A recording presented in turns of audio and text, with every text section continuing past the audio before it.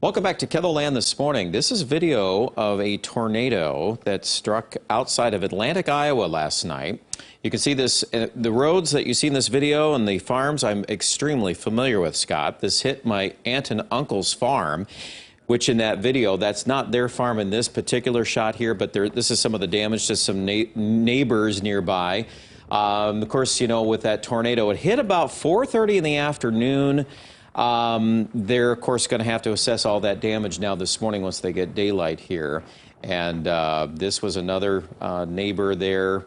In fact, this farm here, I know the folks that live there because the wife there, she taught me swimming lessons growing up. So this kind of hits on a personal note here. That's Interstate 80, by the way, near Atlantic. There were several semis blown over as the tornado crossed the interstate. And how many times do we talk about if you're in your vehicle, you know what you do, and this hits so suddenly? I'm sure that as the warnings were out, they were trying to adjust traffic there, but several vehicles and semis are impacted in that video, Scott, and that was just one example of that. There are numerous examples of these things across Iowa this morning.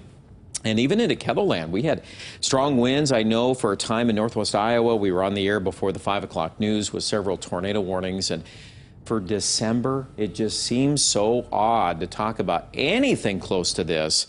And probably this is one of those events that hopefully we won't see for many, many years to come. That severe weather season needs to stay where it needs to go in the summertime, doesn't it? Yeah, we'll hopefully pack this away until we hit the spring and the summer, where more or less it should be. Yeah. But yeah, a very eventful day yesterday. And I remember years ago when we would go to the Des Moines conference to talk about weather, and we would drive on Interstate 80, and you're like, well, this is the backside of my parents' farmland. Yes. We were able to see it. I remember. Cool. Yeah, and and the other thing too is the tornado actually clipped right about a mile west of the radio station that was my first job in broadcasting. That's where I learned a lot of just doing some of this that I do every day here on KELO.